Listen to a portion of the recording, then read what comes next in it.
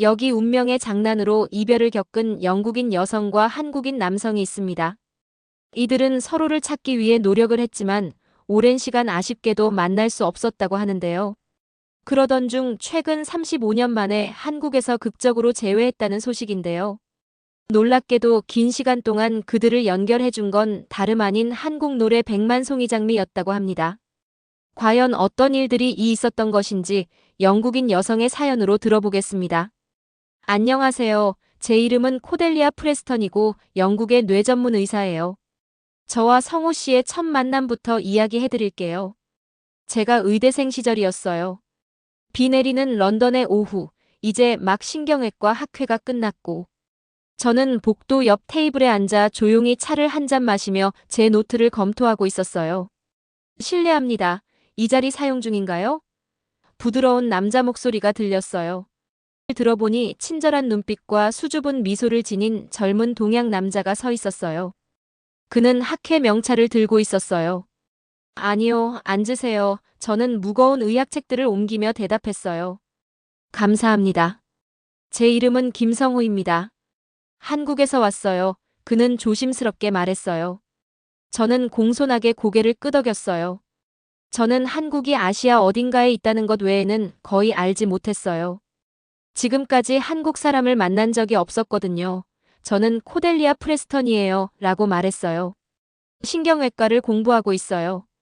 저는 내과를 공부해요. 성호 씨가 미소를 지으며 말했어요.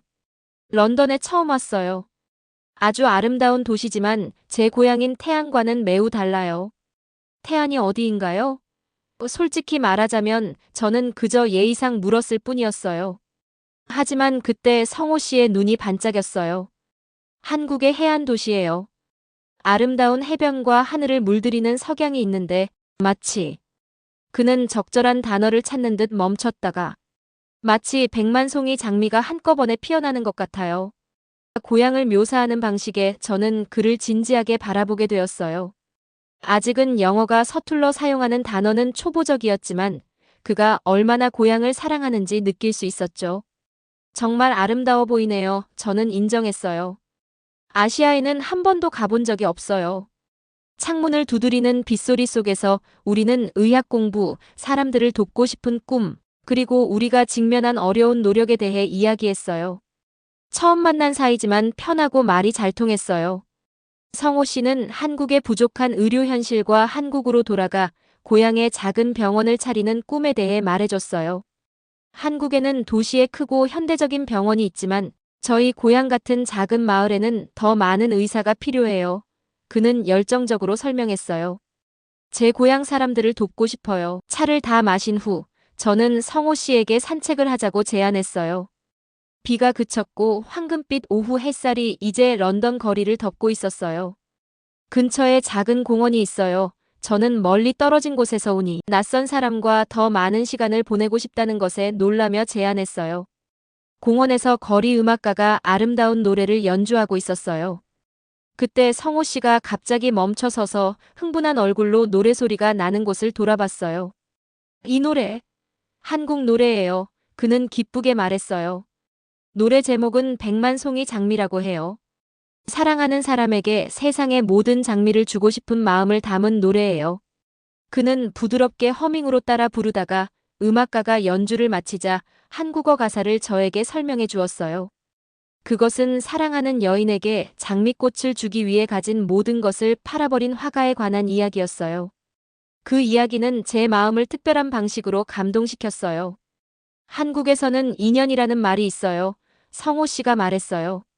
이것은 만나기로 운명 지어진 사람들은 서로 세계 반대편에 있더라도 만나게 된다는 의미예요.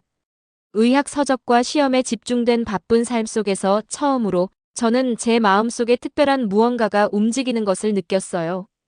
런던에 오래 계실 건가요? 제가 물었어요. 성호 씨의 미소가 살짝 사라졌어요. 2주 더요. 그 후에는 군 복무를 위해 한국으로 돌아가야 해요. 한국 남자들은 모두 의무적으로 군대에 가야 하거든요. 2주라는 시간은 길지 않았지만 학교 쪽으로 걸어가면서 저는 이 친절한 의사와 그의 먼 고향에 대해 더 알고 싶다는 생각이 들었어요. 내일 다시 만날 수 있을까요? 제가 물었어요. 한국에 대해 더 많이 알려주세요. 성호 씨의 미소가 이전보다 더 밝게 돌아왔어요. 네, 정말 좋아요. 작별 인사를 나눌 때 백만송이 장미 노래가 제 마음속에서 울렸어요. 이 단순한 멜로디가 제가 상상할 수 있는 것보다 더 많은 의미를 갖게 될 거라고는 그때 알지 못했어요.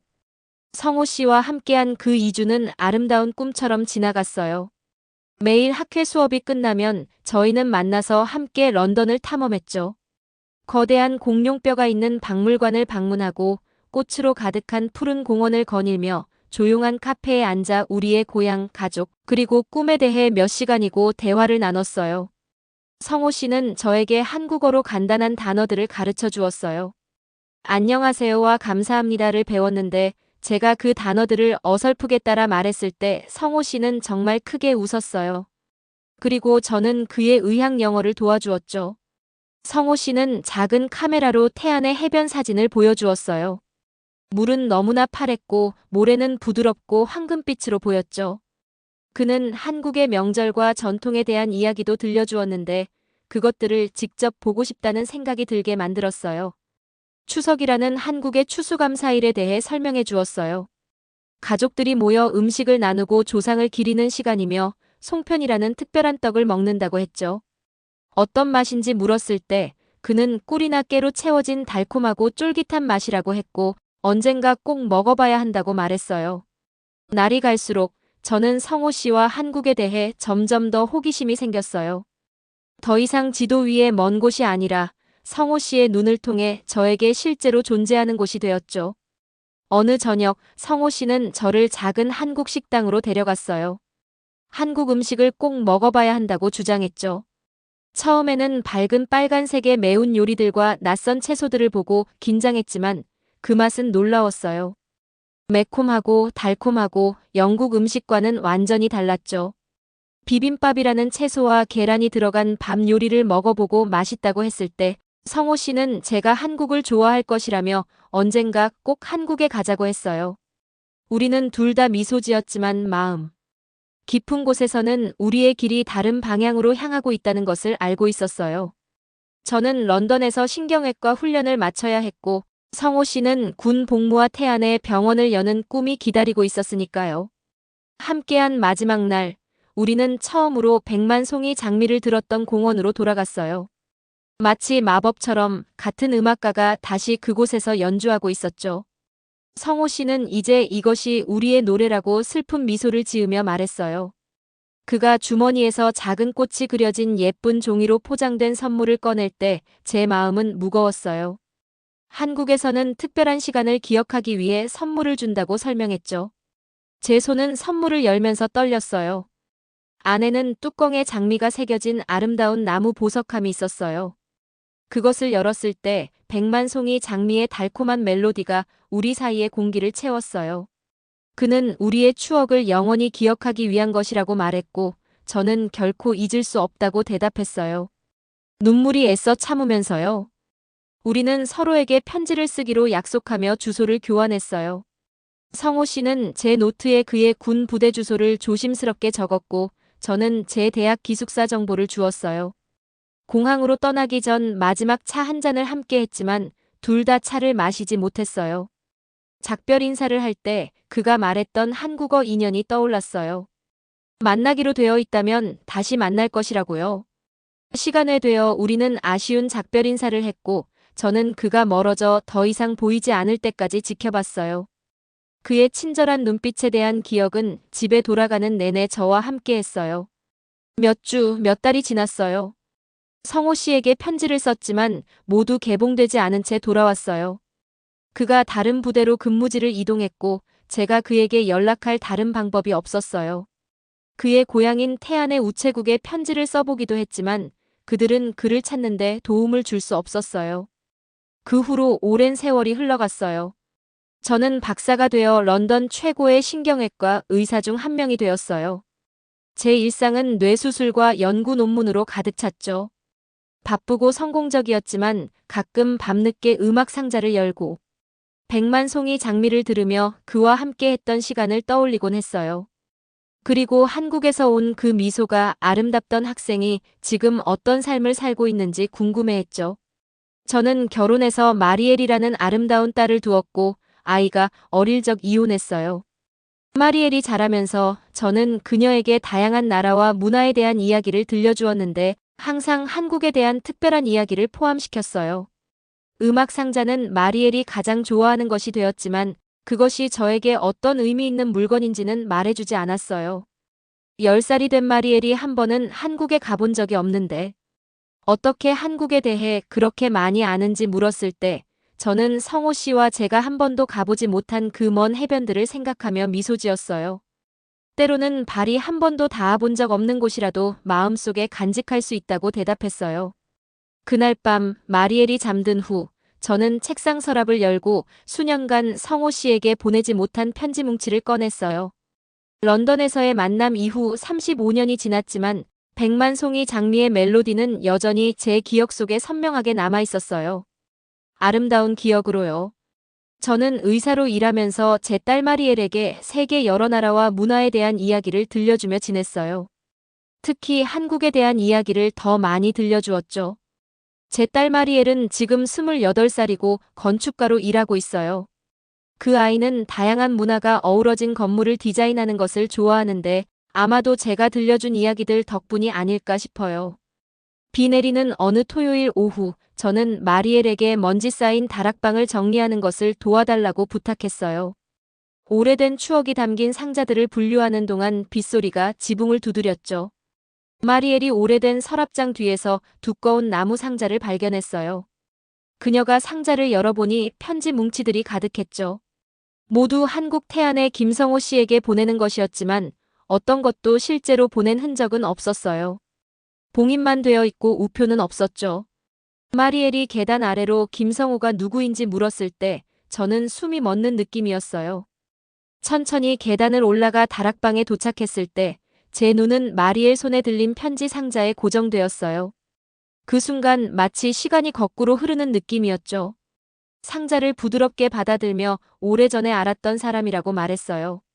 마리엘은 편지들의 날짜를 확인하더니 제가 수십 년에 걸쳐 이 사람에게 편지를 써왔다는 것을 알아챘어요. 제가 한국에서 온 특별한 사람에 대해 한 번도 언급한 적이 없다는 사실에 그녀는 놀랐죠. 한숨을 쉬며 오래된 나무 상자 위에 앉았어요. 손가락으로 봉투 위에 있는 이름을 따라 그리면서 35년 전 일이었다고 설명했어요. 단 2주 동안의 일이었죠. 의학학회에서 만난 태안이라는 한국의 작은 해안 도시 출신의 의사였어요. 다락방 창문에 빗소리가 더 세차게 울리는 가운데 저는 마리엘에게 한 번도 들려주지 않았던 이야기를 털어놓았어요. 런던에서 만난 친절한 한국인 의사와 우리의 추억이 된 특별한 노래에 대한 이야기였죠.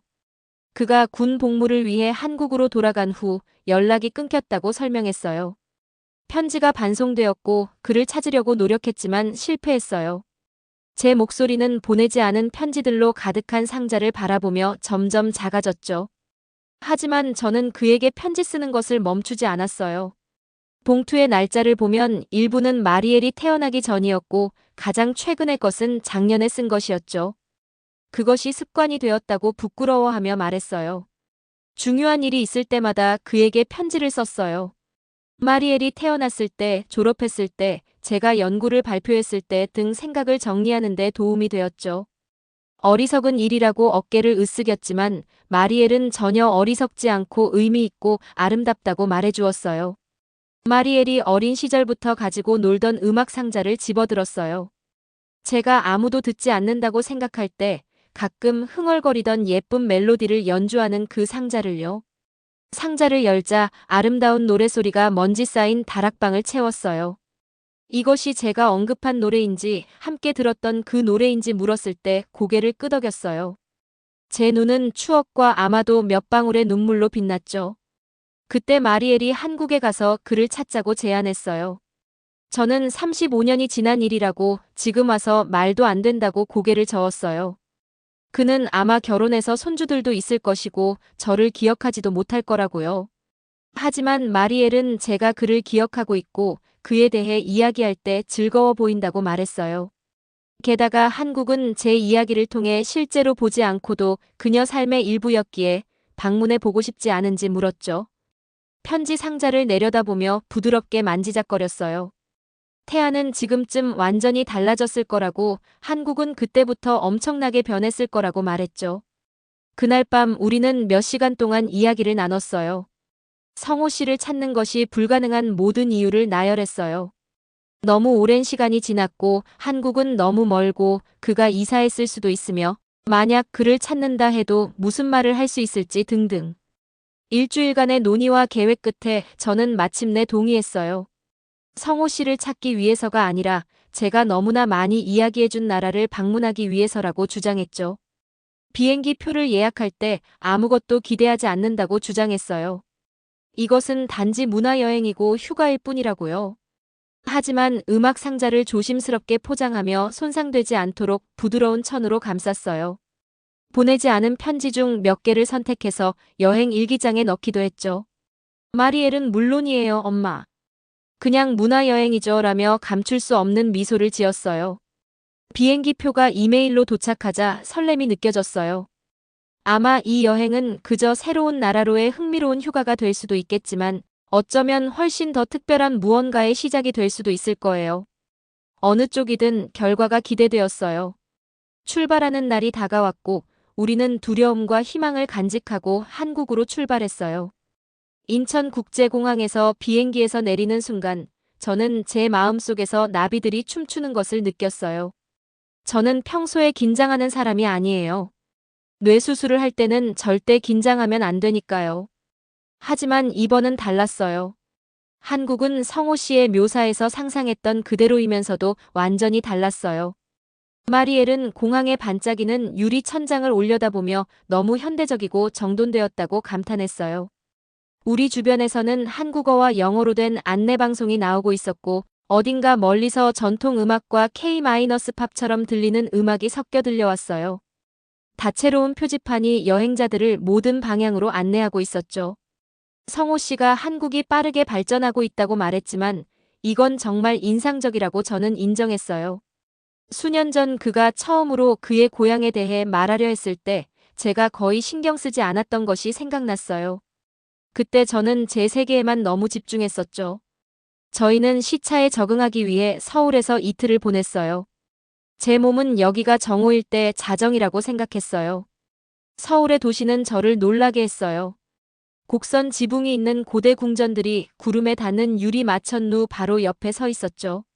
현대적인 지하철 시스템은 런던의 낡고 느리린 지하철과 비교되어 저를 더욱 놀라게 했어요. 비빔밥, 불고기, 그리고 반찬이라고 부르는 모든 작은 반찬들로 세 끼의 식사를 한 후 마리엘은 한국 음식이 놀랍다고 선언했어요.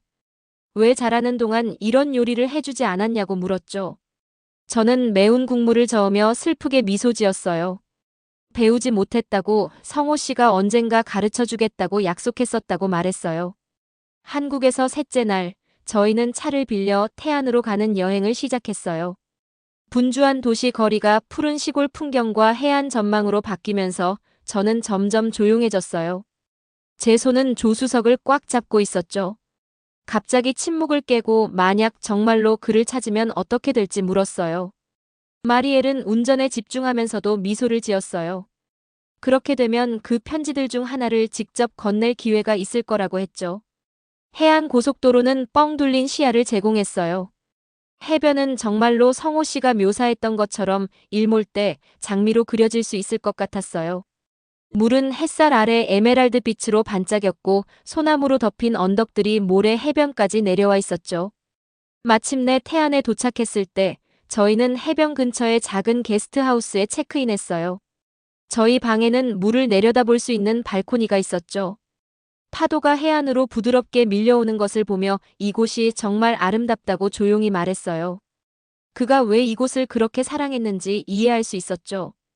그날 밤 저는 거의 잠을 이루지 못했어요. 그는 여전히 이 작은 해안 마을에 있을까요? 그가 나를 기억할까요? 그리고 가장 중요한 것은 만약 그를 다시 본다면 무슨 말을 할까요? 다음 날 아침 마리엘은 계획을 세웠어요. 여행 전에 검색을 통해서 이 지역에 몇 개의 개인 병원이 있다는 것을 알아냈죠. 그가 계획대로 이곳의 의사로 돌아왔다면 이 중 한 곳이 그를 알고 있을지도 모른다며 가장 오래된 곳부터 시작하자고 자신있게 말했어요. 첫 번째 병원은 현대적인 건물이었는데 김성호 박사에 대해 들어본 적이 없다고 정중하게 젊은 의사가 말했어요. 두 번째 병원도 비슷했어요. 정중한 사과뿐이었죠. 세 번째 병원에서 제 희망은 빠르게 사라지고 있었어요. 차로 돌아가면서 마리엘에게 이건 허황된 꿈이었다고 말했어요. 발이 아프고 마음이 무거웠죠. 35년이 지났으니 모든 상황이 빠르게 변한다고 생각했어요. 마리엘은 한 곳만 더 가보자고 이야기했어요. 그녀의 얼굴에 그 나이대의 저를 떠올리게 하는 단호한 표정이 있었죠. 항구 근처에 오래된 약국이 있고 주인이 수십 년 동안 그곳에 있었다고 하니 뭔가 알고 있을지도 모른다고 했어요. 약국은 작고 오래된 느낌이었어요. 현대의약품 옆에 한약재가 담긴 유리병들이 줄지어 있었죠. 친절한 눈과 깊이 주름진 얼굴을 가진 노인이 빛바랜 카운터 뒤에서 저희를 맞이했어요. 마리엘은 전화를 꺼내 번역 앱을 사용해 김성호 원장님에 대해 물었어요. 그가 군대 복무 후 약 35년 전에 태안으로 돌아왔을 것이라고 설명했죠. 노약사의 눈이 갑자기 반짝이며 커졌어요. 그는 마리엘이 앱으로 번역하는 동안 흥분해서 참지 못하고 손짓을 하며 빠르게 한국어로 뭐라고 말했어요. 마리엘은 흥분해서 저에게 돌아보며 약사님이 김성호 원장님을 안다고 말했어요. 김성호 원장님은 남쪽 해변 근처에 작은 병원을 열었고 수십 년 동안 그곳에서 환자들을 치료했다고 해요. 지불 능력에 상관없이 모든 사람에게 치료를 제공한 것으로 지역사회에서 존경을 받았다고 했어요. 제 심장은 미친 듯이 빠르게 뛰었어요. 지금 김성호 원장님이 어디 계신지 아느냐고 물었죠. 약사와 마리엘의 번역 앱 사이에 더 많은 한국어 대화가 이어졌어요. 저는 노약사의 얼굴이 더 진지해지는 것을 지켜봤어요. 마리엘은 조심스럽게 번역했어요. 김성호 원장님의 병원은 현재 그의 아들인 김준영 원장님이 운영하고 있다고 해요. 약사님이 저희에게 길을 알려주실 수 있다고 했죠. 그의 아들이라고 제 가슴속에 가라앉는 느낌에도 불구하고 목소리는 흔들리지 않았어요. 물론 성호 씨는 결혼해서 아이들을 두었을 거예요. 결국 35년이 지났으니까요. 제가 뭘 기대했던 걸까요? 약사님은 작은 종이에 병원으로 가는 약도를 그려 호기심 어린 표정으로 저희에게 건네주었어요. 그는 마리엘에게 다른 말을 했어요. 약사님이 저희가 어떻게 김성호 원장님을 알게 되었는지 궁금해한다고 마리엘이 말했어요. 저는 조용히 런던에서 온 오랜 친구라고 말해달라고 했어요. 차로 돌아가는 길에 마리엘은 여전히 가고 싶은지 물었어요. 저는 짠 바다 공기를 깊이 들이마셨어요.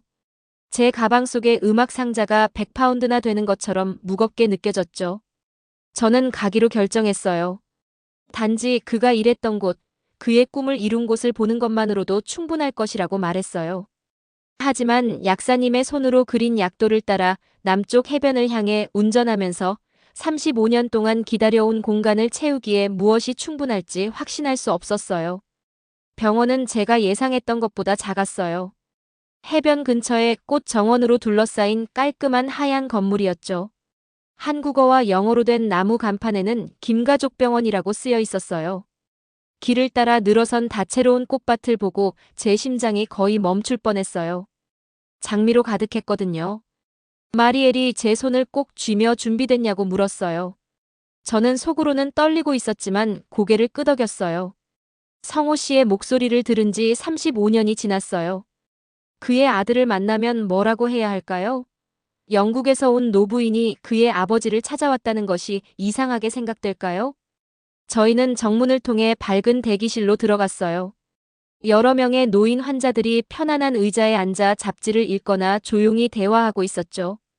접수대 뒤에 있던 젊은 여성이 미소와 공손한 인사로 저희를 맞아주었어요. 마리엘은 다시 번역 앱을 사용해서 김성호 원장님을 찾고 있으며 가능하다면 그의 아들과 이야기하고 싶다고 설명했어요.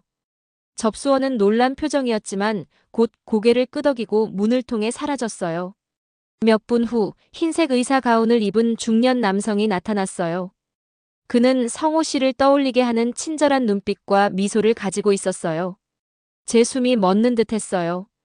그는 완벽한 영어로 자신을 김준영 원장라고 소개하며 제가 그의 아버지에 대해 묻고 있냐고 물었어요. 저는 겨우 대답할 수 있었어요. 제 목소리가 제 귀에도 이상하게 들렸어요. 오래전 런던에서 그를 알았으며 제 이름은 코델리아 프레스턴이라고 말했어요. 김준영 원장의 눈이 커졌어요. 그는 런던에서 온 신경외과 의사 코델리아냐고 물었어요. 저는 놀라서 그를 바라봤어요. 그가 제 이름을 알고 있다는 사실이 놀라웠어요. 그는 아버지가 저에 대해 자주 이야기했다고 말하며 그의 아버지를 닮은 부드러운 미소를 지었어요. 그는 저희에게 함께 가자고 했어요. 그는 저희를 개인 원장실로 안내해 의자를 권했어요. 벽에는 의학 서적, 가족 사진, 그리고 아이들의 그림처럼 보이는 것들이 늘어서 있었어요. 창문은 바다를 향해 있었죠. 김준영 원장은 그의 아버지가 저희를 보면 매우 놀랄 것이라고 말했어요. 그의 아버지는 지금 은퇴했지만 여전히 매주 목요일마다 병원에 와서 노인 환자들을 돕고 있다고 했어요. 사실 곧 도착할 예정이라고 했죠. 저는 그가 아직 살아있냐며 숨을 헐떡였어요. 수십 년간의 불확실함 끝에 실제로 성호 씨를 다시 볼 수 있다는 것은 제 마음을 마치 20살로 돌아간 것처럼 뛰게 했어요. 김준영 원장은 미소를 지으며 매우 건강하게 살아계시며 여전히 런던에서 만난 아름다운 의사와 그들이 공유한 노래에 대해 이야기하신다고 확인해 주었어요. 저는 거의 믿기지 않는 이 말을 들으며 백만송이 장미라고 속삭였어요. 김준영 원장은 고개를 끄덕이며 아버지가 그의 어린 시절 내내 그 노래를 들려주었고 그것이 그들 가족의 특별한 멜로디가 되었다고 말했어요. 제가 더 질문하기도 전에 사무실 문이 열렸어요. 저는 돌아섰고 그곳에 그가 있었어요. 한때 검은색이었던 머리카락이 이제는 은색이 되고 얼굴에는 나이의 흔적이 선으로 남았지만 저는 그 친절한 눈을 어디서든 알아볼 수 있었어요. 성호 씨는 마치 유령을 보는 것처럼 저를 응시하며 문 앞에 얼어붙어 있었어요.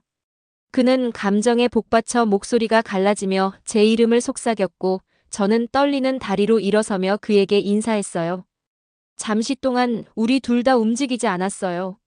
온 세상이 숨을 멈춘 것 같았어요. 그런 다음 그의 마음 깊은 곳에서 나온 작은 외침과 함께 성호 씨는 앞으로 달려와 저를 껴안았어요. 그가 인연이 정말로 있었다고 속삭이며 눈물을 흘리고 있었어요. 눈 귀퉁이로 그의 아들이 조용히 마리에를 사무실 밖으로 안내하는 것을 보았어요. 우리에게 둘만의 시간을 만들어주려고 하는 듯 했어요. 마침내 서로에게서 떨어져 두 사람 모두 얼굴에서 눈물을 닦을 때 성호 씨는 놀라움이 가득한 눈으로 저를 바라봤어요. 그도 저를 찾으려고 노력했다고 해요.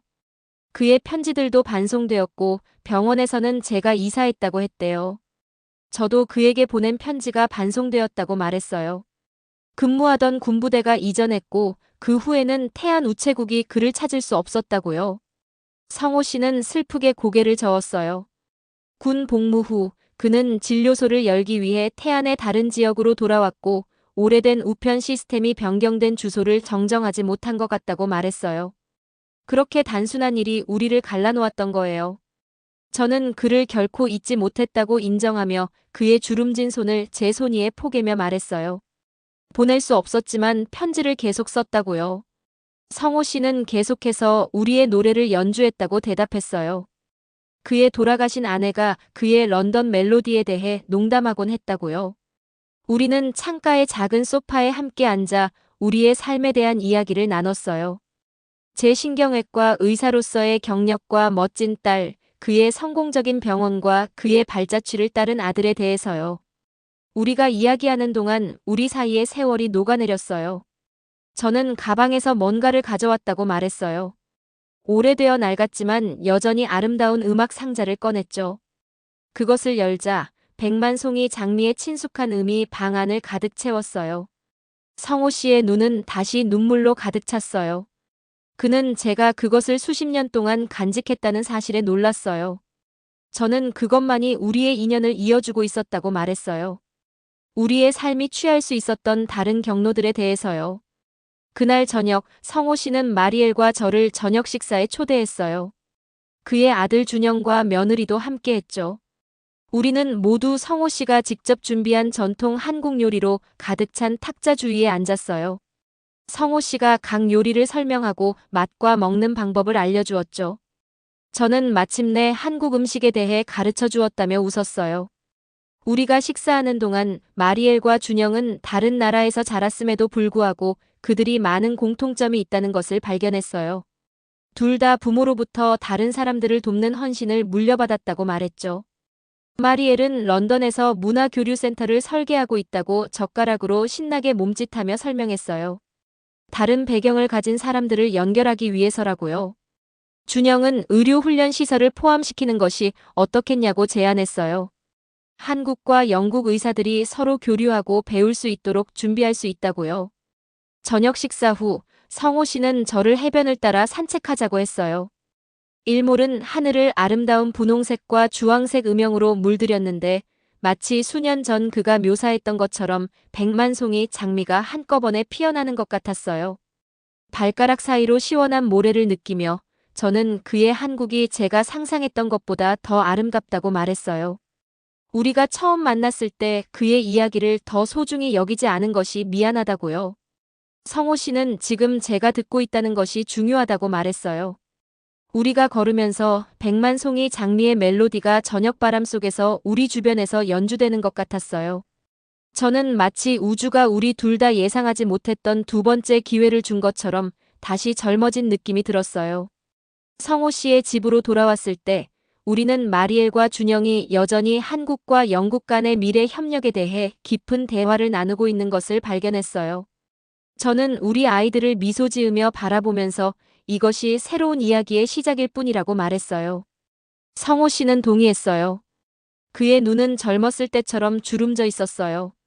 매우 운이 좋다면 100만 송이 장미가 한 생애에 2번 피어날 수 있다고요. 그때 저는 비록 35년을 잃었지만 지금 우리가 가진 시간이 소중하다는 것을 알았어요. 때로는 가장 아름다운 장미는 가장 긴 기다림 끝에 모든 역경을 뚫고 피어나는 장미라는 것을요. 그 만남 후 아쉬움을 뒤로하고 저는 다시 영국으로 돌아와야 했어요. 하지만 우리는 여전히 연락을 하면 지내요. 이제는 연락이 끊어질 일은 없을 거예요. 내년이면 저는 은퇴를 하게 되고 그때는 한국으로 가서 성호 씨와 남은 여생을 보낼 계획을 가지고 있어요. 성호 씨의 고향인 태안의 바닷가가 보이는 집을 짓고 마당에는 한가득 장미를 심어가면서 남은 여생을 보내고 싶어요. 오늘의 사연은 여기까지입니다. 긴 시간과 거리를 넘어 다시 만난 두 사람의 가슴 뭉클한 사랑 이야기였습니다. 코델리아와 성호는 런던에서의 짧은 만남 후 35년간 서로를 잊지 못했습니다. 수많은 보내지 못한 편지와 100만 송이 장미 멜로디를 간직한 채 딸 마리엘의 도움으로 태안에서 극적으로 재회했는데요.